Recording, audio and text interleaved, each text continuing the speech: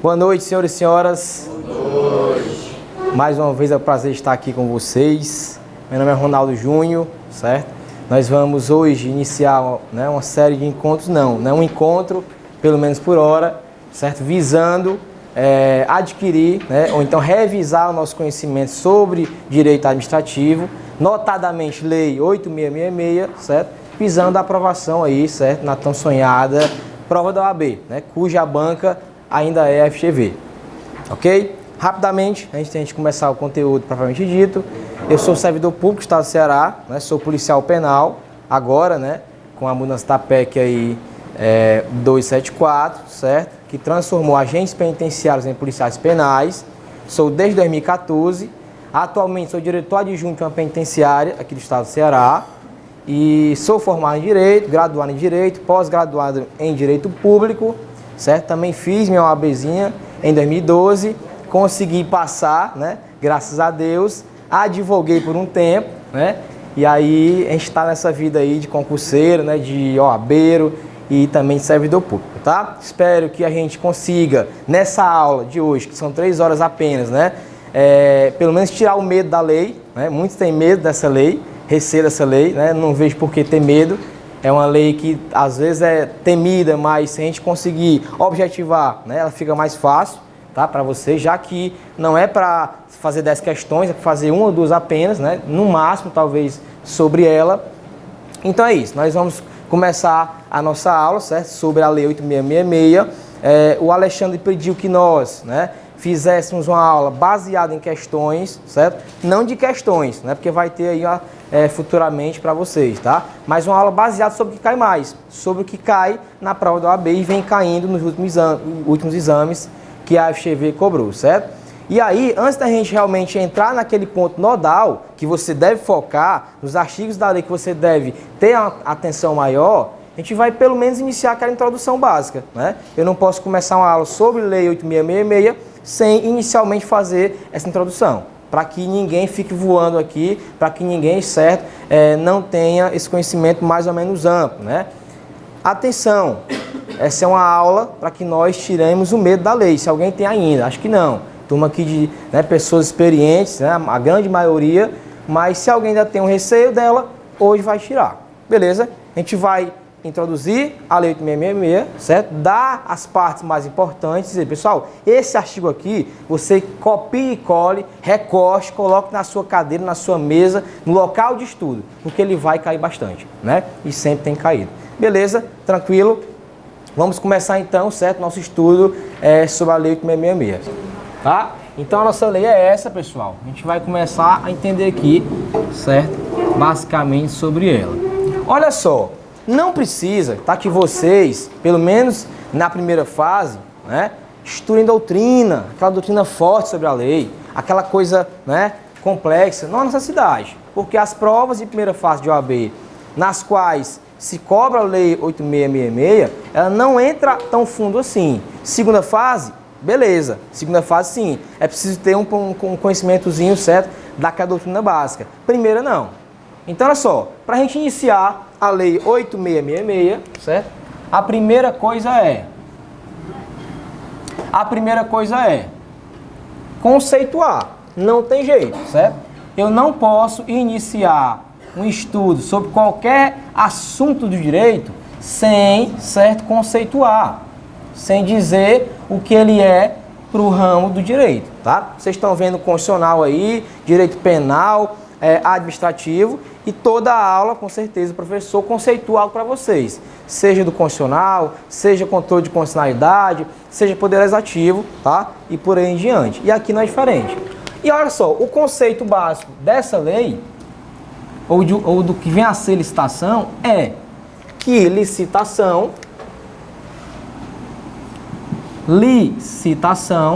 que é o objeto dessa lei, é um procedimento, tá? É um procedimento formal. Daqui a pouco já explico por que ele é formal, certo? É um procedimento formal. E aí, ó, é interessante grifar de vermelho. Com fundamento legal, certo? É a lei que vai dizer como é que deve ser uma licitação e que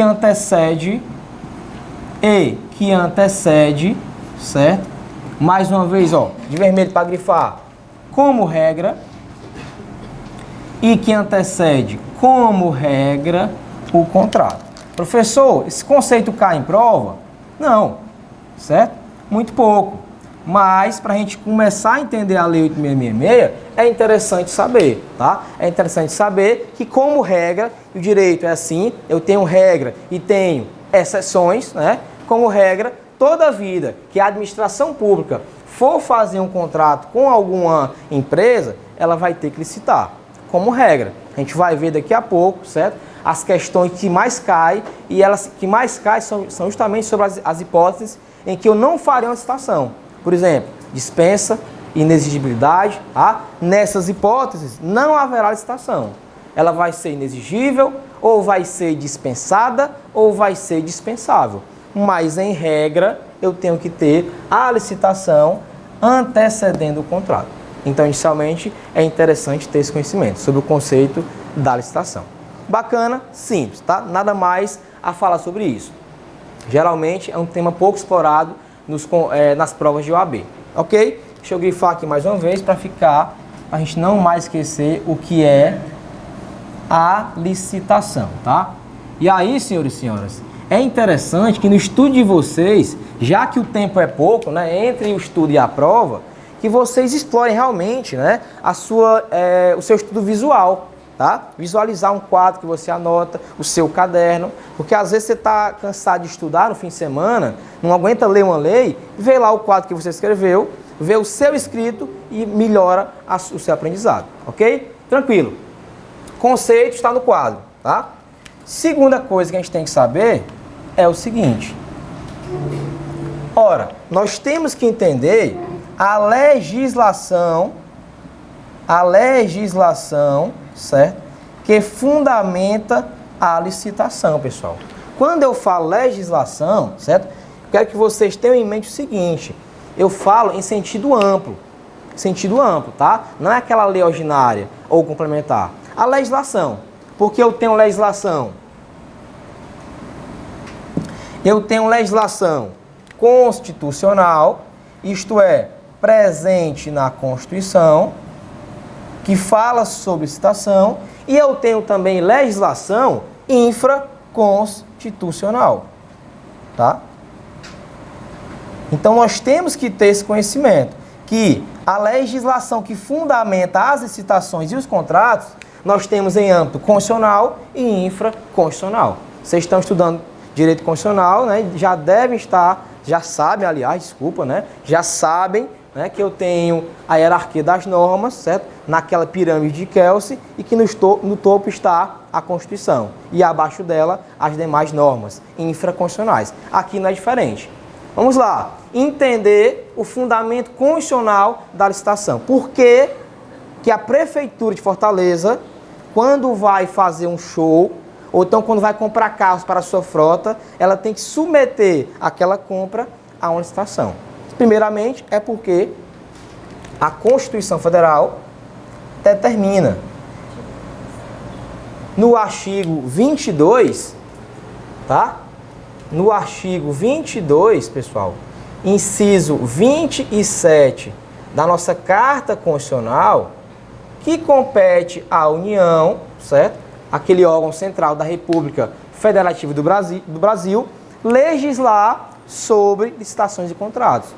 Então, como regra geral e sobre regras gerais de licitação e contratos, só vai caber à União legislar. E foi com base nessa permissão constitucional, doutores, que a União editou a Lei 8666, de 93. Então, foi com base na Constituição, nesse artigo 22, inciso 27, que o Congresso aprovou lá em 93 a Lei 8666. Esse é o fundamento inicialmente previsto para a licitação. Tranquilo? Mas não é só. Se vocês observarem, eu tenho um outro artigo da Constituição que regulamenta a licitação.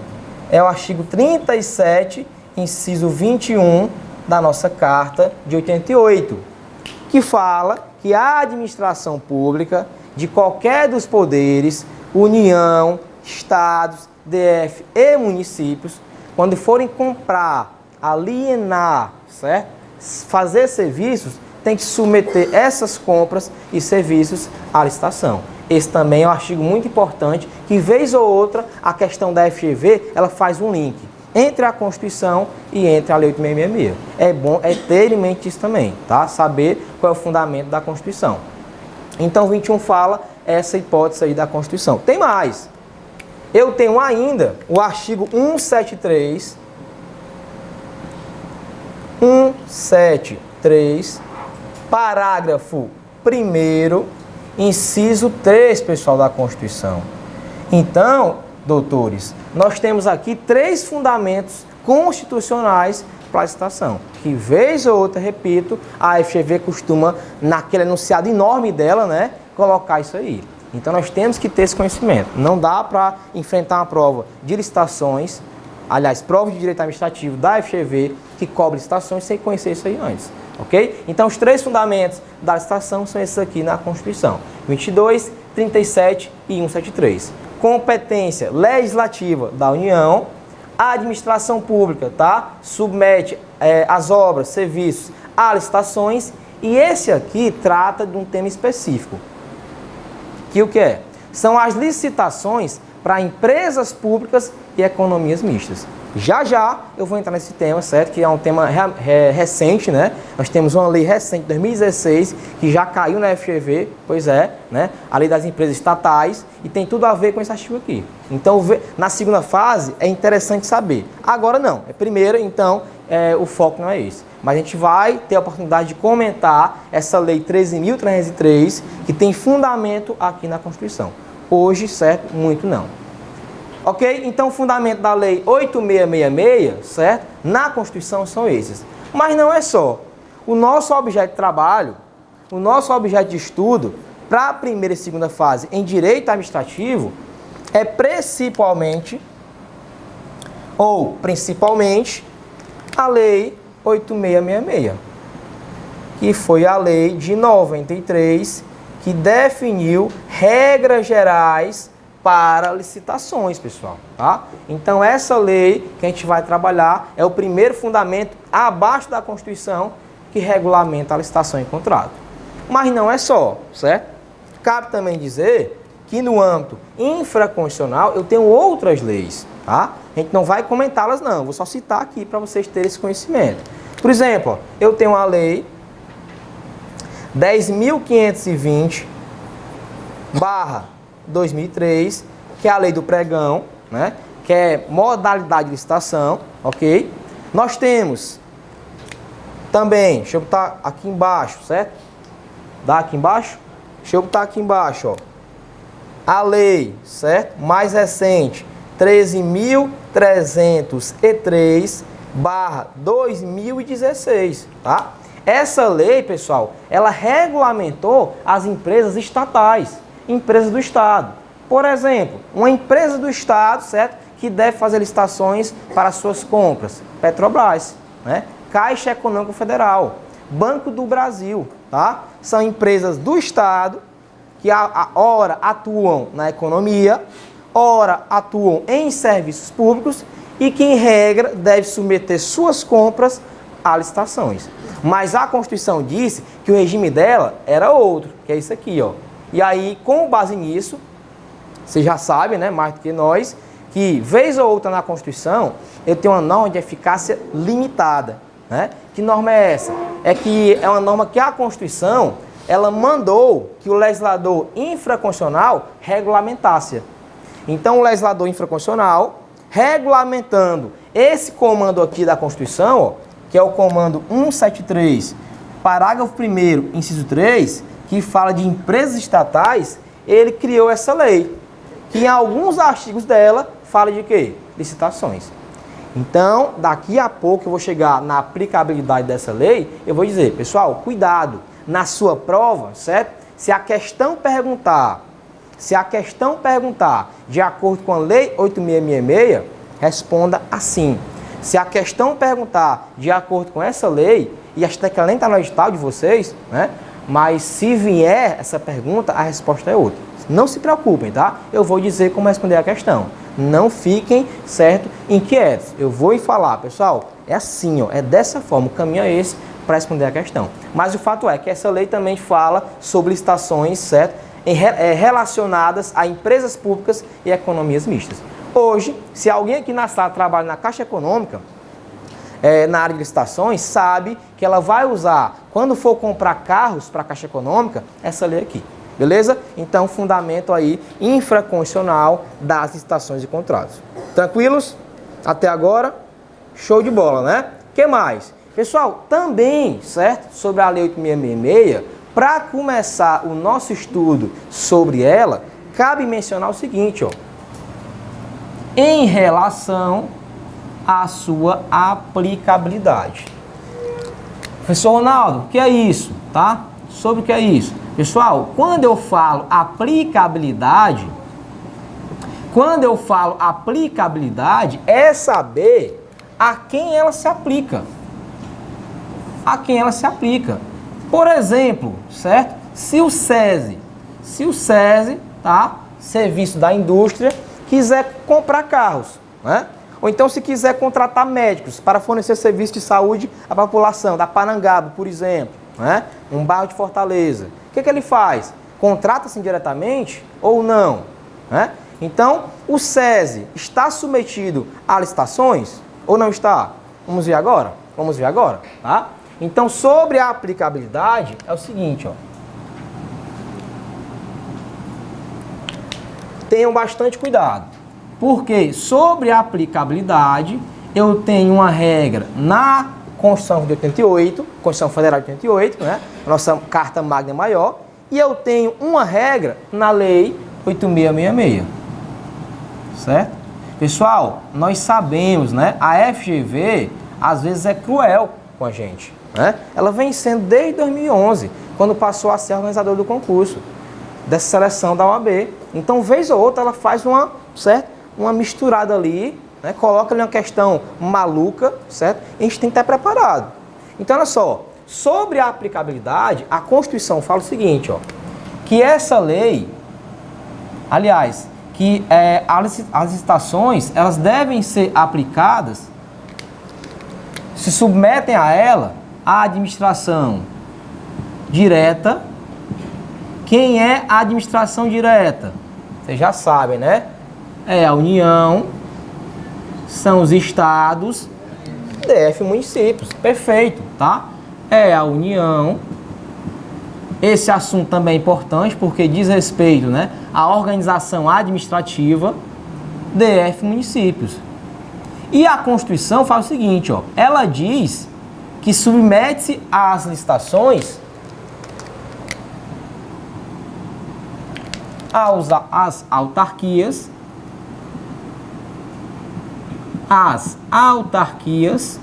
e entidades fundacionais, fundações públicas. Doutores, olha só, se eu for observar pela Constituição, parece que a Constituição esqueceu de alguém, né? Por quê? Nós temos a administração direta e a indireta. A indireta é a famosa fase, né? Aquele bizuzinho conhecido, tá? Quais sejam? Fundações públicas, está aqui, ok, certo? Autarquias, está aqui, ok. S, sociedades de economia mista e empresas públicas. A Constituição parece aqui que ela esqueceu, certo? Mas só parece, doutores. Por quê? Porque ela mencionou, bem aqui, né? Ela mencionou aqui empresas estatais. Então, não foi à toa. Por quê?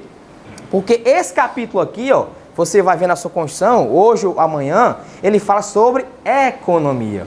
Então, as empresas estatais atuam onde, principalmente? Na economia, tá? Então, bem aqui ela vai dizer que elas devem proceder à licitação.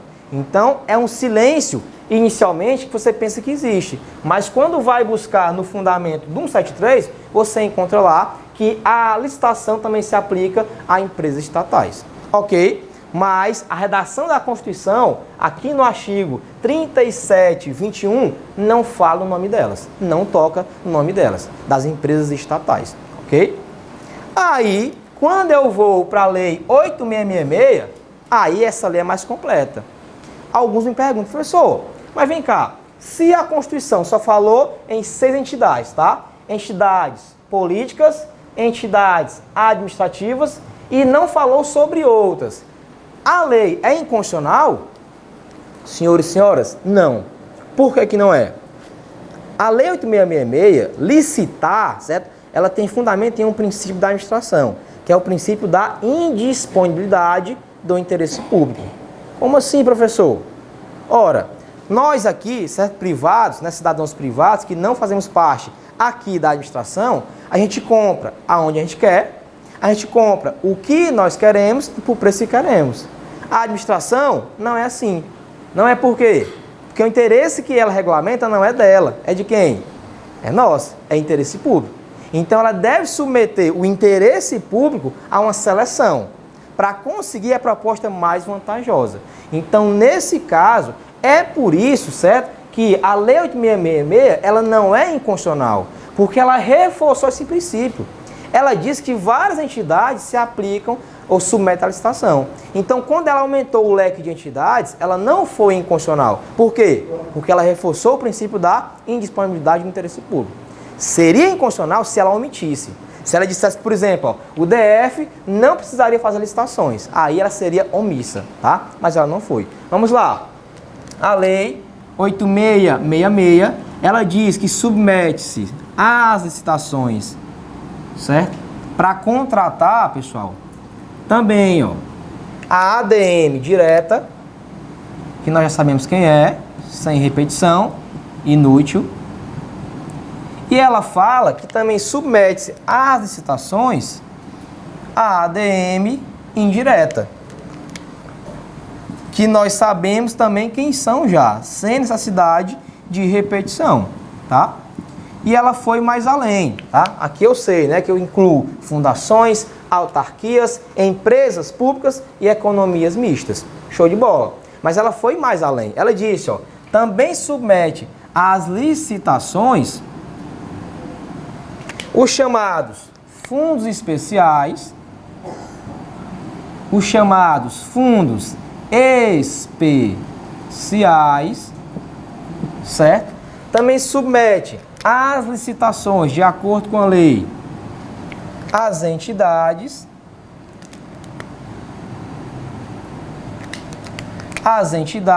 controladas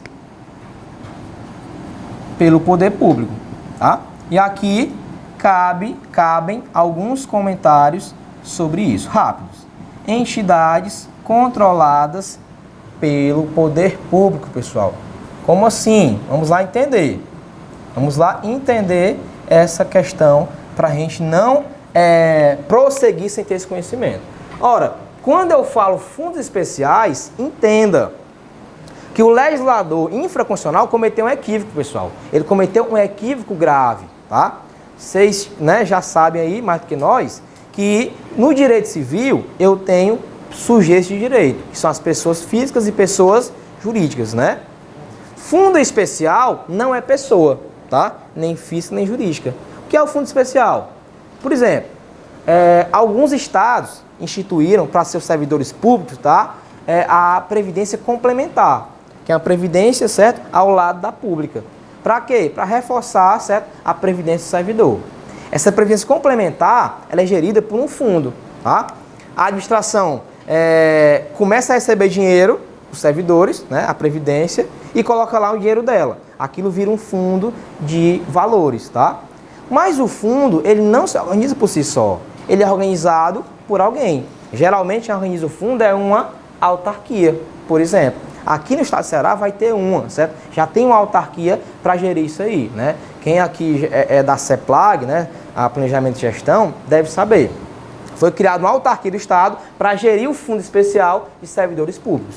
Então perceba, muito embora conste aqui que na Lei 8.666 os fundos submetem à licitação, não são os fundos mesmo. É a entidade que gera esse fundo. Mas beleza, perguntou na prova, de acordo com a lei 8666, marca lá, porque está na redação, tá? A gente tem que saber fazer questão. Se a questão não mencionar doutrina e nem jurisprudência, é o que está na lei, é o que está descrito na sua lei.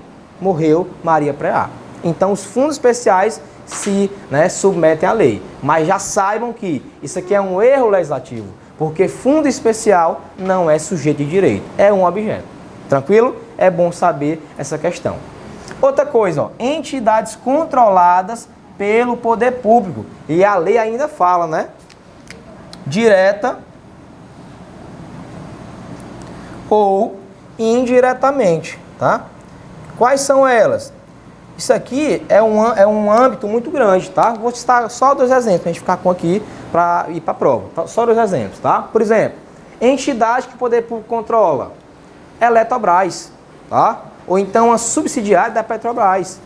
Quando a Petrobras, né, que é uma empresa estatal, ela cria uma outra entidade para, por exemplo, gerir, né, o petróleo ou, sei lá, o álcool, ela criou o quê? Uma entidade controlada pelo poder público.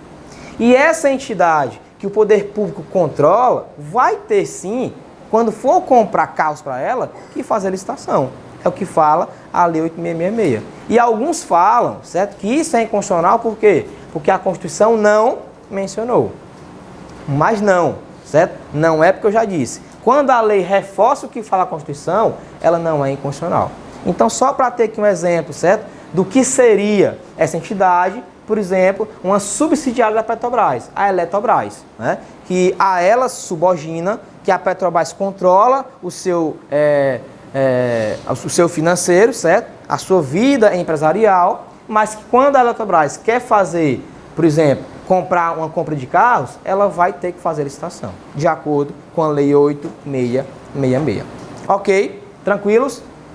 Então é isso, tá? É saber essas questões, beleza? Porque numa segunda fase isso pode ser explorado, agora não, mas já é bom ter esse conhecimento acerca para onde essa lei se aplica, a quem ela vai efetivamente se aplicar. Então aqui, ó, a redação legal, ok, da Lei 8666, fala isso aqui. A administração direta, indireta, fundos especiais e entidades controladas pelo poder público, direta ou indiretamente.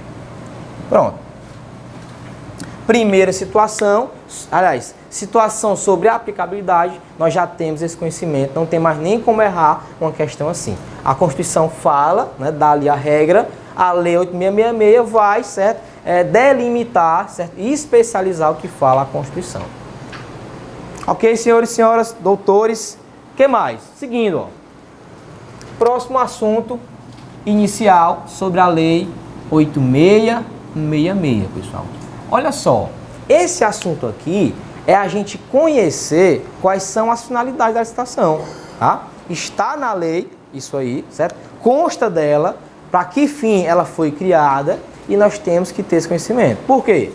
Porque se você observar a Lei 8666, no seu artigo 3º, ela vai dizer: essa lei é criada para.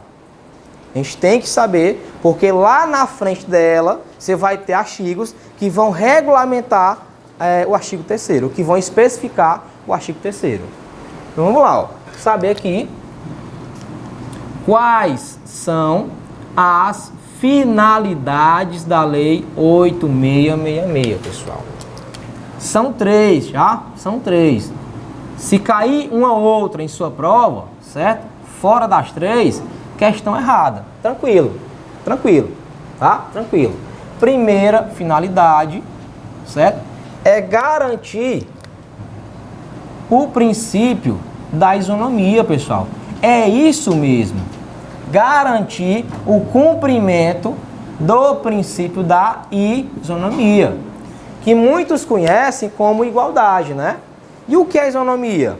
Ora, tranquilamente, isonomia é tratar duas pessoas de forma igual, se iguais elas forem. Exemplo, se a minha empresa tem um balanço patrimonial de 100 mil reais, tá? Empresa de vender tijolos, e a empresa do concorrente também tem um balanço patrimonial de 100 mil reais, que também vende tijolos, quando nós formos entregar propostas de licitação, nós não devemos ser tratados de forma diferenciada, porque um ou outro, sei lá, é mais próximo do estabelecimento que vai ter a obra. Esse critério não é o quê? Isonômico. Se for tratado assim, isso vai ser o quê? Inconstitucional e também ilegal. Então, isonomia é tratar na licitação os iguais, se iguais forem, e desiguais se forem o quê? Desiguais, tá? Então, por exemplo, você não deve tratar de forma igual o Extra, supermercado, certo?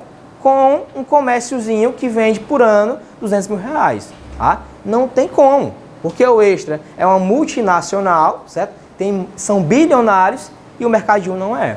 Então, eventualmente, com licitação, se for o caso, né, se os dois forem concorrentes, tá, deve haver um critério igual para os dois. Não é o fato de o Extra ser mais rico que ele vai ter preferência.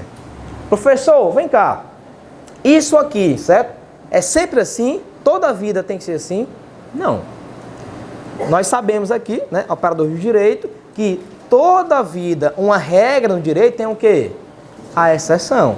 Então, nós temos exceções a essa regra. A gente vai ver daqui a pouco, se acalmem, certo? Acalmem os corações de vocês. A gente vai chegar lá. Mas o fato é que, como regra, a lei 8666 tem como finalidade garantir a isonomia. Ora, é por isso que ela foi feita. Para impedir que o governador, ele contrate a empresa do seu irmão. Que ele compre carros do seu tio lá, ou do seu sobrinho, sei lá. Que exista na licitação a figura do nepotismo, tá? A gente vai ver isso aqui também, beleza? Então, foi com esse fim que ela foi criada. Então, nada mais justo que a gente garanta com ela essa isonomia. Depois, nós temos o seguinte, ó, que a licitação, ela vai ter que garantir, já que a administração pública, doutores, tá? Ela trata de interesse público, interesse nosso, não tem jeito de ela, ao licitar, ao contratar algo mais ruim para o Estado. Tá? Então, a finalidade segunda é garantir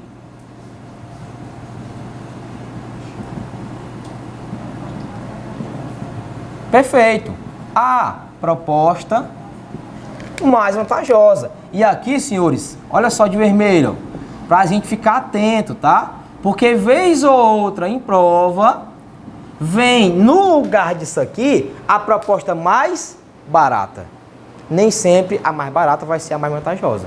Por quê? Porque às vezes o que é mais barato é o quê? É ruim, né? Eu acabo comprando algo mais barato que não vai ter utilidade, certo? Como teria algo um pouquinho mais caro, tá? Do que aquilo ali. Mas que na prática da administração seria bem utilizado, ok? Então garantir a proposta mais vantajosa é a segunda finalidade da licitação pública, doutores. Terceira finalidade. Tranquilo? Terceira finalidade, é assim mesmo. Essa lei causa isso às vezes, né? Mas vamos com calma que vai dar certo, tá? Terceira garantia, tá? Finalidade da lei. Pessoal, olha só. A terceira garantia, finalidade, é garantir o desenvolvimento nacional, tá? Desenvolvimento nacional da nação. Professor, isso aqui é muito vago, é muito amplo. É verdade, tá? Mas a própria lei, ela vai, certo, fundamentar para nós algumas regras que garantem o desenvolvimento da nação. Por exemplo, nós sabemos que na Constituição, um dos pilares, né, do nosso Estado, que está no artigo 1º, tá? Inciso 1 da Constituição é o quê? Soberania, né? Soberania é um dos fundamentos da República Federativa do Brasil. Então, olha só, a lei, ela fez só o quê? Ela fez pegar o artigo 1º, certo? Disse, não, peraí, quando eu for contratar pessoas, fazer obras, eu tenho que preferencialmente dar preferência, né, sendo bem realmente redundante, tá, a empresas o quê? Brasileiras, para garantir que a nação se desenvolva. Porque, olha só, não é correto que empresas multinacionais chinesas, coreanas, tá, norte-americanas, que têm um poder aquisitivo grande para instalar empresas em um mês, sei lá, aqui no Brasil, viessem e tomassem o nosso dinheiro. Então, garantiu, com base na lei, a soberania do Brasil. Peraí, inicialmente eu privilegio os meus, tá? Eu garanto que se desenvolva a minha nação. Então, essa finalidade, você pode até anotar aí, certo? Ela está no artigo 3º da Lei 8666, como as outras também. Ela tem fundamento, ó, no artigo 1º, inciso 1 da nossa Carta Federal de 88, tá? Então, o fundamento é esse, ok? Importante que você conheça isso. Por exemplo, então essas são as finalidades da Lei 8666, doutores, tá? Para finalizar e para outro assunto. Garantir a isonomia, garantir a proposta mais vantajosa para a administração, certo? Porque a administração, quando compra carros, ela compra carros com dinheiro que no mais das vezes vem do nosso bolso, são nossos tributos, né? E também garantir o desenvolvimento da nação, portanto, nacional. Professor, mas me deu um exemplo bem específico, até agora você não disse muita coisa não. Ok. Se você observar, certo? Na lei, vamos a ela agora, né?